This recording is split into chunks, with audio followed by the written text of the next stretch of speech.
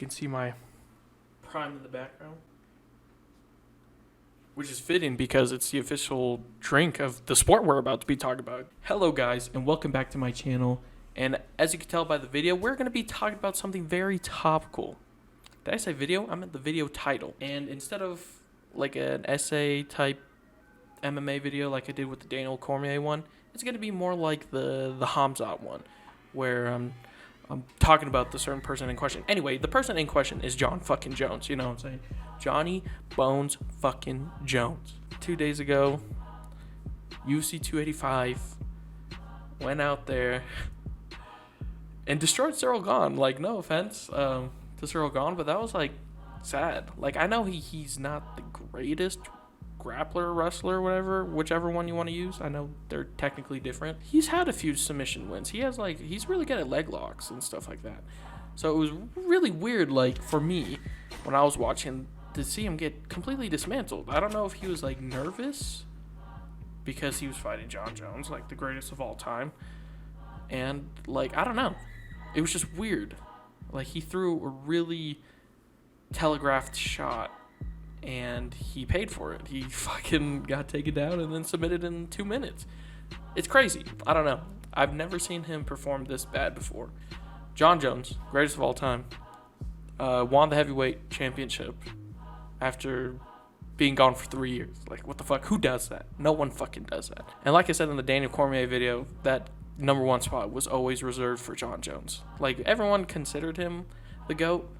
Like, even though with his PD stuff and personal stuff, like, people were like, yeah, you know, he's still the greatest fighter. And this kind of just cements it more in stone. It's just like, who else? Like, no offense to Mighty Mouse, Anderson Silva, GSP, but like, no one comes close. Like, no offense. Let's get to the main point. I'm going to be looking through the rankings, the heavyweight rankings. Oh, by the way, this definitely makes Jon Jones pound for pound number one. Again, sorry, Volkanovski. But we're going to be looking through the rankings just like what I did with the Hamzat video. We're going to see just who can really compete with Jon Jones is the question. Anyway, as you can see, I have the fucking rankings right here. Fucking Francis Ngannou. Actually, we'll talk about Ngannou first. Former heavyweight champion. Vacated the title. He left because he was like, fuck the UFC. I want to get money in boxing. How do I think the fight would go with Francis? I mean, I know Francis was injured against Cyril Gane, and that definitely affected his performance. Definitely in the stand-up. I don't know how much it affected his ground game, but he couldn't really put him away. He went to a decision. A lot of people thought Cyril Gane won. And, you know, honestly, no offense to Stipe, he came in really undersized in his rematch with Francis, so maybe that's why Stipe couldn't take him down, or maybe it's just because Francis is just crazy. But I feel like Jones wouldn't have that problem. Jones would be aware of the power of, like, no offense to Stipe again, but he did kind of rush in there, and then he got caught, and then he got knocked out. But Jones wouldn't do that. He has a longer reach than Francis, so he'd keep him at bay with probably blow out his knees again with those oblique kicks. So he'd probably keep him at bay with oblique kicks.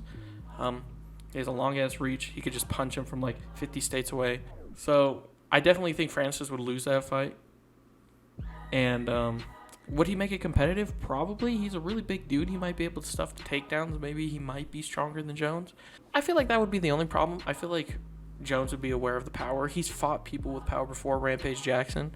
So he's not going to be, like, forgetful about it, like negligent. So he's going to be aware of that. He's going to keep him at bay. He's going to hit him with oblique kicks. He's going to hit him with kicks.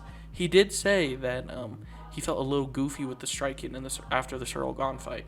So if he were to fight Francis, like, in the beginning, like for his comeback fight, maybe Francis would win.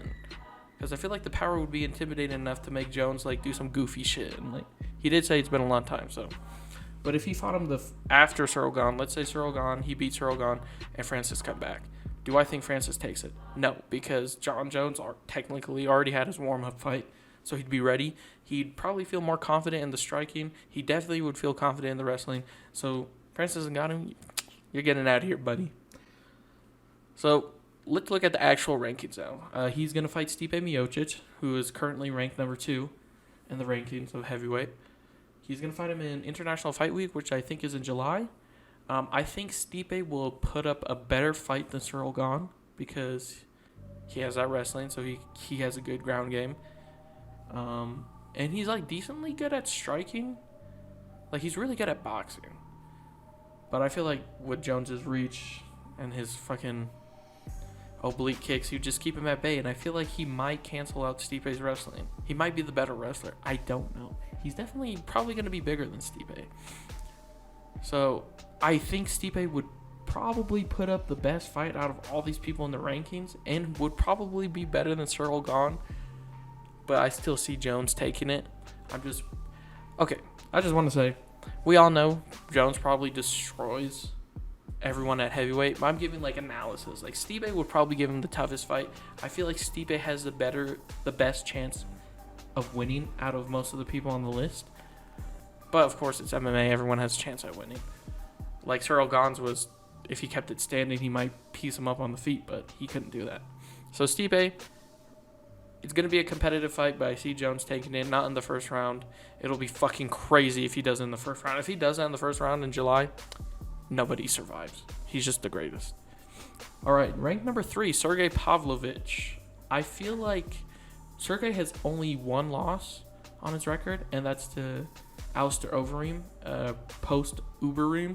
And he did, like, take him down, and he was very... Okay, I feel like the fight would play out exactly like that. I don't know. I know Sergey has fought people, but I don't know if he's fought like, wrestle-heavy guys. The heavyweight division has the weakest fucking wrestling. But he's big. He's really big. I think he came in at 258, so 10 pounds more than Jones. He was the backup fighter for the fight on Saturday. But I feel like the fight would play out just exactly like the Alistair Overeem fight. Alistair was aware of the power. He kept his range. You know, he took him down and then finished him. I feel like that's exactly what Jon Jones is going to do. He's going to be like, okay, I'm aware that this guy knocked out Tai Tuivasa. I'm aware he knocked out Derek Lewis. Even though people say that, I didn't watch the fight, but people said the stoppage was iffy. So, and I think he has all KOs besides Overeem, because Overeem beat him. So yeah, Jones would be aware of Pavlovich's power. I feel like that's his only path to victory, is his power and his striking. Like, if he were... And he's a really big dude, but I feel like Jones would be like, okay, this guy is pretty big. Because he said if he were to fight Francis, he would want to weigh more than Francis. So he'd be aware of Sergey's weight and probably strength advantage. And he'd keep him at bay. Oblique kicks, of course. All day, every day, he oblique kicked everybody. All right, and rank number 4, Curtis Blades. This one is an interesting one. Because Blades, I think... I think he actually has the best wrestling out of everybody on the division. Would he have beaten Cyril Gahn? I think so. I feel like stylistically, Curtis Blades is the worst matchup for Cyril Gahn because of the wrestling. But then again, Curtis Blades couldn't take down Derek Lewis. And no offense to Derek Lewis, but I think he has the worst grappling and like cardio in the whole UFC. His striking isn't crazy. I feel like this is an easy clap for Jones again. Fucking hell. The title of the video is who's next for Jon Jones? Nobody. Everybody is fucking dead. I don't really have to say much for rank number 5, Tai Tuivasa. No offense, not really the most complete fighter. I don't think he has good grappling. I haven't watched many Tai Tuivasa fights. I know he has power in his hands, but he's not the most crisp striker, so easy dub by Jones. Tom Aspinall, I feel like people overrate him a little too much. He did injure himself, so that might affect him. I think it was like an ACL tear or something, and you know those have lasting effects. Look at fucking Thiago Santos. Tom Aspinall, I don't know. I think Jones edges him in the striking. I don't know if Aspinall's that great. I've seen him grapple, but I don't know if he's Jones level. Like fucking Dana White said, Jon Jones is the level. Sergey Spivak out-wrestled and submitted Derek Lewis. He's a big dude. Not really much striking from what I've seen. Just a heavy grappler dude. He's called Polar Bear for a reason. Jones takes it, out-wrestles him. See ya, buddy. Alexander Volkov, ranked number 8. I forgot. Like, this whole fucking... Alexander Volkov, ranked number 8. Ranked number 9, Jairzinho Rosenstruck. Tybura, I haven't really seen much of him, so I can't say anything. Ranked number 11, Derek Lewis, clapped. All these guys are clapped.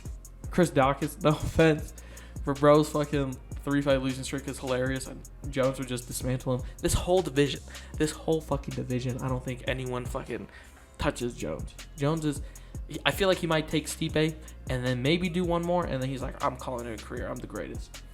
But like I said, Stipe is probably going to be the toughest fight. Good boxing, good wrestling.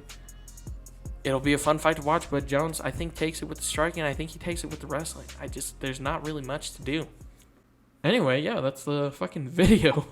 Went down the rankings. No one really is competitive, and heavyweight is a shallow division. I've said it multiple times. Anyway, yeah, Stipe is the only one. If he doesn't beat Jones, then no one will. And Francis is never coming back, according to Dana White. So, yeah, freaking if Stipe loses, the villain and Jon Jones wins. And we get not even, he's like the Thanos, bro. He won, Jon Jones is the Thanos of the UFC. So, here's rooting for Stipe. International Fight Week, whatever UFC pay-per-view that is, and let's go Stipe. Anyway, guys, thank you for watching. I got a bunch of videos coming out in a couple of weeks and then upcoming weeks. Sorry for being inactive. I hope you guys have been enjoying my shorts. I hope you guys have been just rewatching my videos. I'm really thankful for almost 150 subs. It's fucking nuts. Anyway, guys, thank you for watching. Please like and subscribe if you haven't, and have a great day.